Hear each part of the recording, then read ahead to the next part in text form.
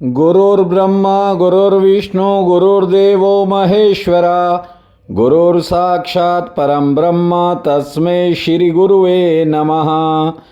नीलामभुजश्यामलकोमलंगं सीतासमारोपित्वामभागं पानो महाशायचारुचापं नमाविरामं रघुवंशनाथम्।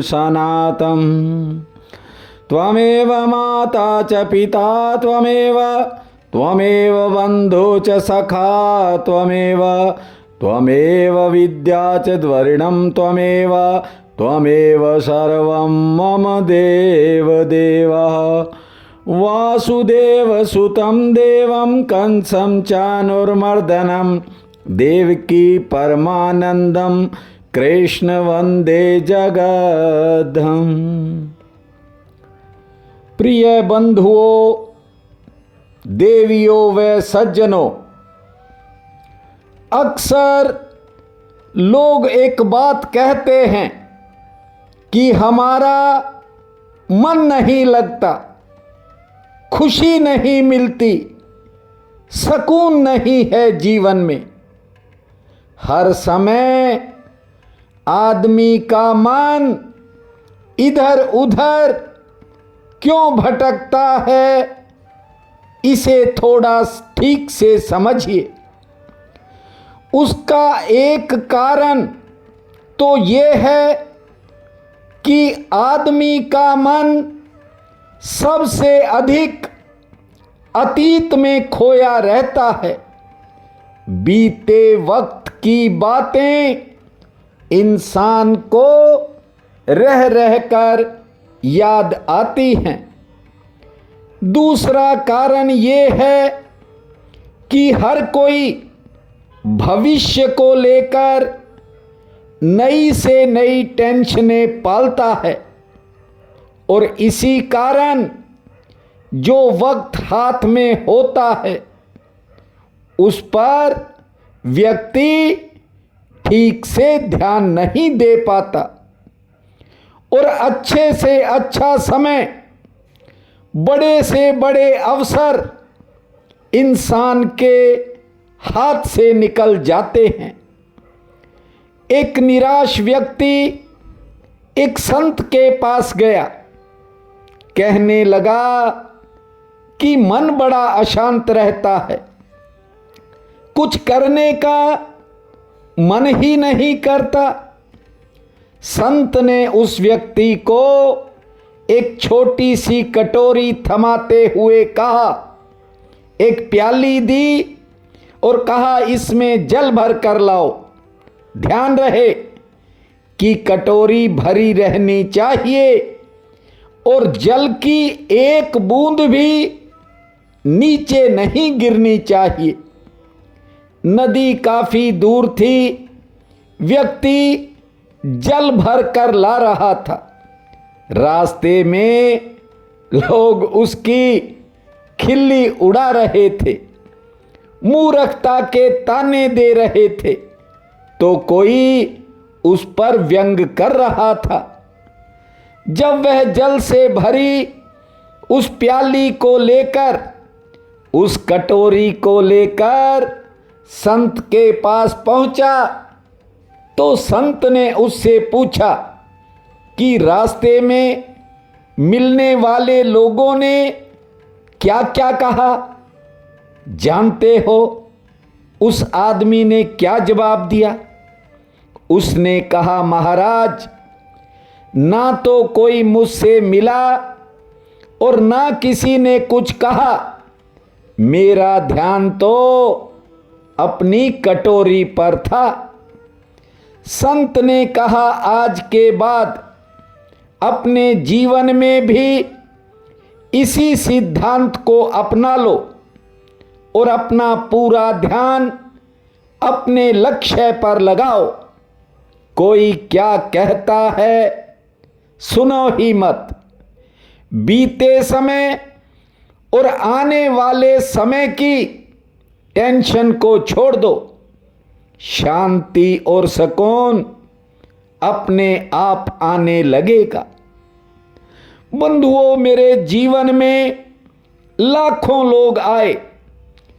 30 साल में बहुत से लोगों ने भागवत कथा करवाने और सुनाने की इच्छा जताई, लेकिन ये पावन कथा आपके भाग्य में थी, इसीलिए प्रतिदिन आप सुन रहे हो। कथा कहती है वो परमात्मा जन्मों जन्मों से तुम्हें खोज रहा था, लेकिन तुमने उसे अनसुना कर दिया। लेकिन ये भी उसी की कृपा है जो आपके आंगन में मन को शांत रखने के लिए प्रतिदिन इस कथा का गुणगान होता है। ध्यान दीजिए, जब भगवान कृष्ण ने पांडवों से विदा मांगी और कुंती ने कहा, प्रभु मुझे दुख में रहने का वरदान दीजिए ताकि प्रभु आपकी याद बनी रहे। भुआ कुंती की बात सुनकर मुरली मनोहर ने कहा, हे भुआ आपने बहुत दुख झेल लिए हैं, अब दुख की बात मत करो। जो मेरा बन जाता है उसके दुख के बादल अपने आप छंट जाते हैं, इसलिए दुख को छोड़ो, बुआ कुछ और मांग लो।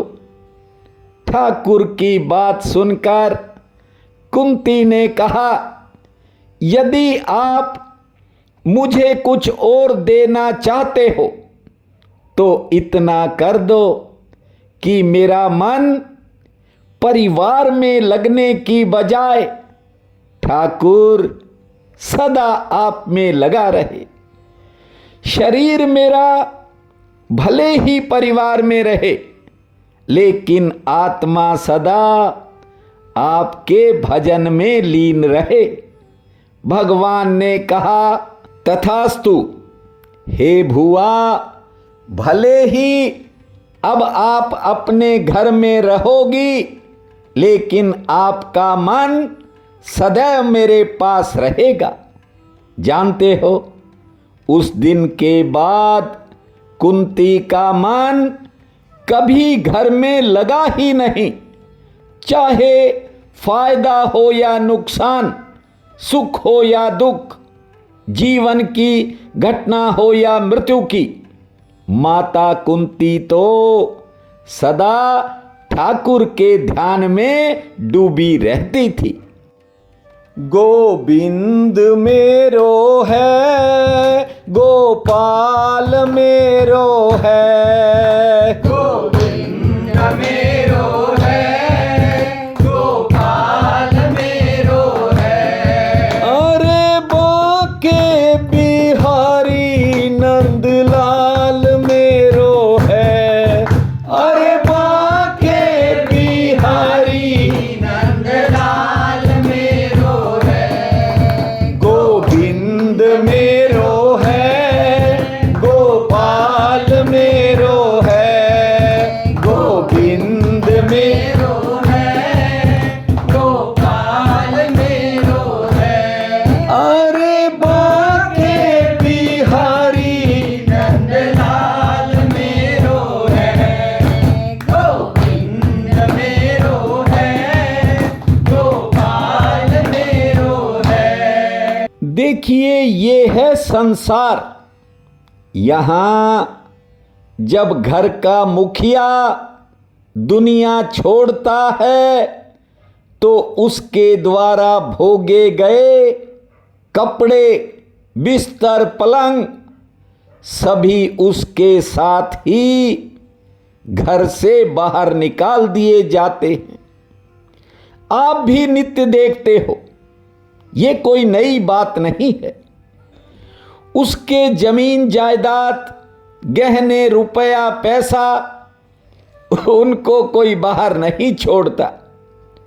शरीर पर कोई गहना यदि रह गया तो उसे भी उतार लिया जाता है। अब ठीक से इन रिश्तों को समझ लो। रिश्ता इंसान से नहीं, उसके कमाए सामान से होता है।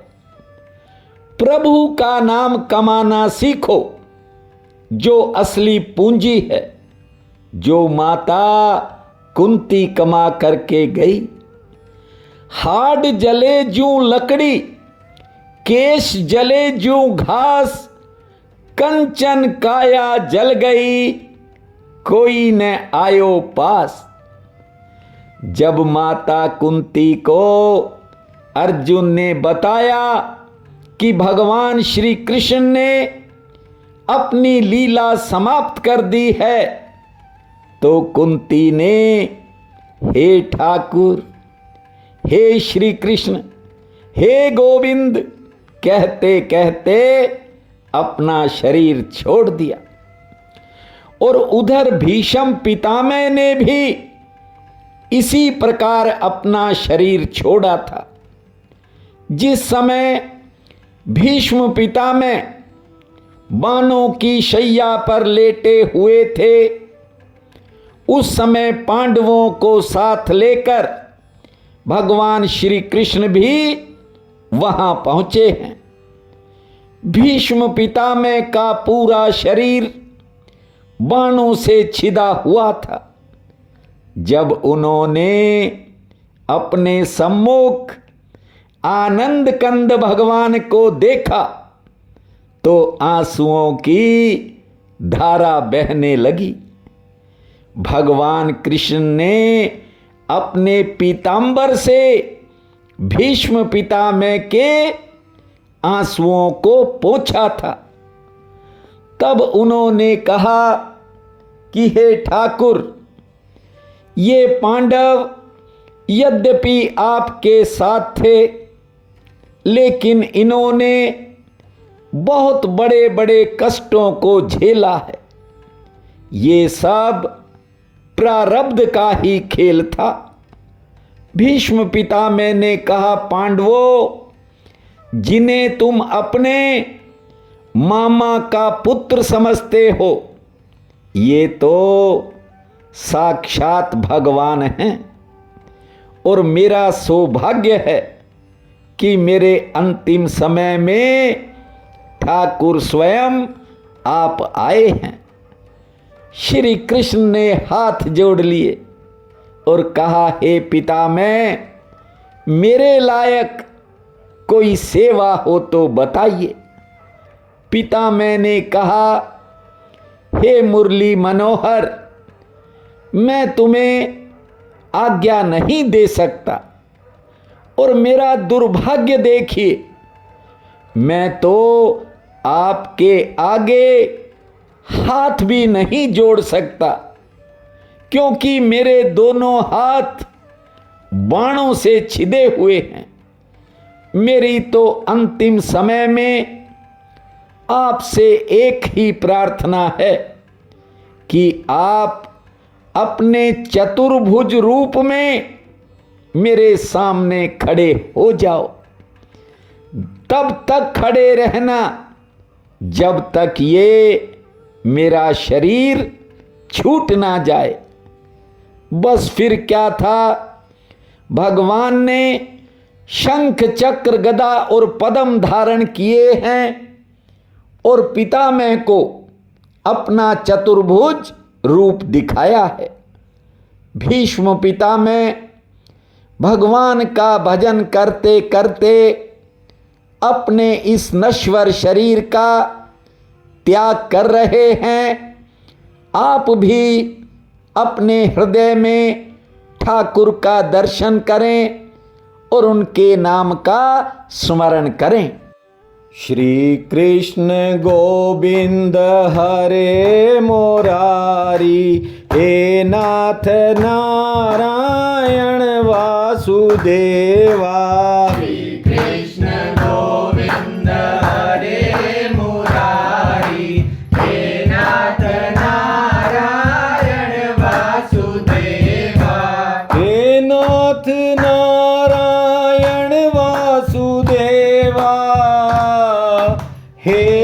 नाथ नारायण वासुदेवा श्री कृष्ण गोविंद हरे मुरारी हे नाथ नारायण वासुदेवा।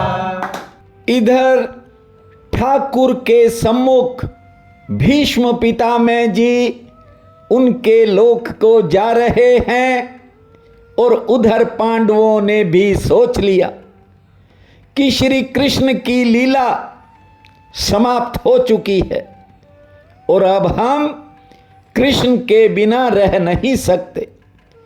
जैसे मछली जल के बिना नहीं रह सकती, ऐसे ही भक्त भगवान के बिना नहीं जी सकता। पांडवों ने राज सिंहासन परीक्षित को सौंप दिया है। राजा परीक्षित ने राज्य का पदभार संभाल लिया है।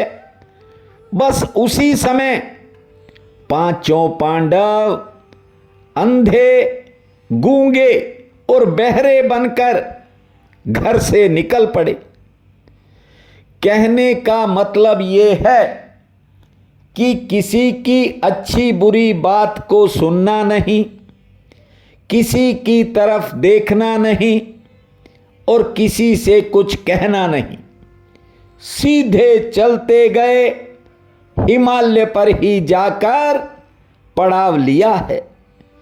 देखिए, परमात्मा से प्रीति हो तो पांडवों जैसी, जो परमात्मा को अपना सब कुछ समर्पित कर देते हैं, परमात्मा भी हर पल उनकी रक्षा करते हैं। भक्त वही है जो जीता भी ईश्वर के लिए है और मरता भी ईश्वर के लिए है। ध्यान दो, पांडवों के स्वर्गारोहण के बाद महाराज परीक्षित राज्य का संचालन करने लगे हैं। राजा परीक्षित ऋषियों मुनियों के दिखाए रास्ते पर चलकर धर्मानुसार अपने राज्य की व्यवस्था कर रहे थे। आपको बता दें, इन्हीं राजा परीक्षित ने गंगा नदी के तट पर 3 बार अश्वमेघ यज्ञ भी किया था, जहां देवताओं ने स्वयं प्रकट होकर अपने भाग को स्वीकार किया था। राजा परीक्षित प्रभु के अनन्य भगत थे। जानते हो, जब इनका जन्म हुआ तो इन्होंने किसी की तरफ नहीं देखा, क्योंकि गर्भ में ठाकुर ने रक्षा की थी और राजा परीक्षित तो गर्भ में ही दिन रात प्रभु के दर्शन करते थे। यही कारण था उन्होंने मर्यादा में रहकर धर्म के अनुसार राज्य चलाया। इसीलिए कलयुग के पैर जम नहीं पा रहे थे। राजा परीक्षित के राज्य में धर्म 4 चरणों से संपन्न था। ठीक से समझिए, धर्म के 4 चरण हैं। कहने का मतलब धर्म के 4 पैर हैं। थोड़े कठिन श्लोक हैं, लेकिन सरल शब्दों में आपको बता रहा हूं। पहला चरण है सत्य, दूसरा चरण है दया, तीसरा चरण है दान और चौथा चरण है तप। जिसके जीवन में ये चारों चरण कायम रहते हैं, उसे कुछ और करने की जरूरत ही नहीं पड़ती। ये भागवत कथा कहती है। कहने का मतलब ये है कि जिसके जीवन में सत्य, दया, दान और तप ये 4 नियम नहीं हैं, वो भले किसी धर्म से हो, किसी पंथ से हो, किसी संप्रदाय से हो, उसका कल्याण नहीं हो सकता। बस ये छोटी सी बात समझ लो, केवल धर्म के रास्ते पर चलकर ही मानव का कल्याण हो सकता है। पंथ या संप्रदाय किसी का कल्याण नहीं कर सकते। कोई पूरी जिंदगी पाप करता रहे और ये सोचे कि मैं फलां धर्म से हूं, फलां पंथ से हूं या फिर फलां संप्रदाय से हूं, इसलिए मेरा उद्धार हो जाएगा, तो ये उनका भ्रम भी है और भूल भी है। धर्म के भी 4 सूत्र हैं। सत्य बोलना पहला सूत्र है, जानते हो। राजा दशरथ ने प्राण छोड़ दिए थे, लेकिन सत्य नहीं छोड़ा। जब राजा दशरथ को महल में कैकई ने विचलित देखा, जानते हो क्या कहा?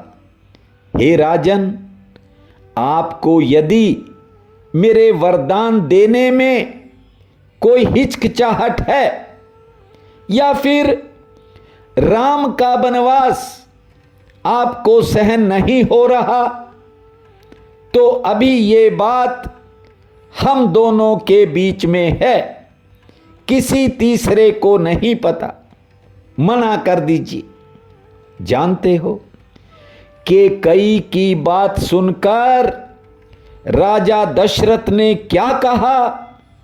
उन्होंने कहा, ओ नीच बुद्धि वाली औरत, महिवर से हमें गिराती है। जो सत्य हमारा जीवन है, तू उससे हमें डिगाती है। हम सूर्यवंश के महलों में कालीमान छाने देवेंगे, सुनती है प्राण दे देवेंगे, पर वचन न जाने देवेंगे। प्राण भले ही राजा दशरथ को छोड़ने पड़ गए थे, लेकिन सत्य वचनों को नीचे नहीं गिरने दिया। इसी सूर्यवंश में जन्मे राजा हरिश्चंद्र ने अपने आप को बाजार में बेच दिया, पत्नी तक को बेच दिया था, शमशान में नौकरी कर ली थी, लेकिन सत्य को नहीं छोड़ा। धर्म का दूसरा सूत्र है दया। मन में दया बनी रहनी चाहिए। जीवों पर दया ये धर्म का मूल है।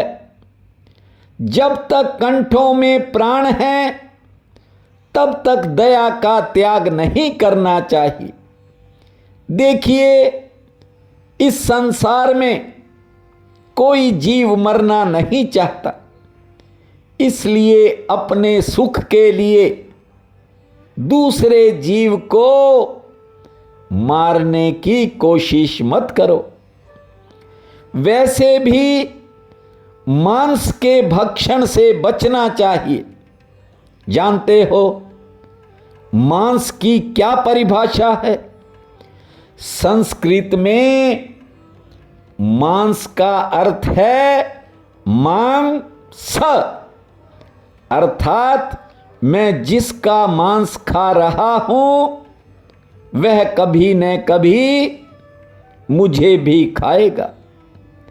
कबीर साहब भी कहते थे कि आज तुम जिसका मांस खा रहे हो, आगे चलकर वो तुम्हें भी खाएगा।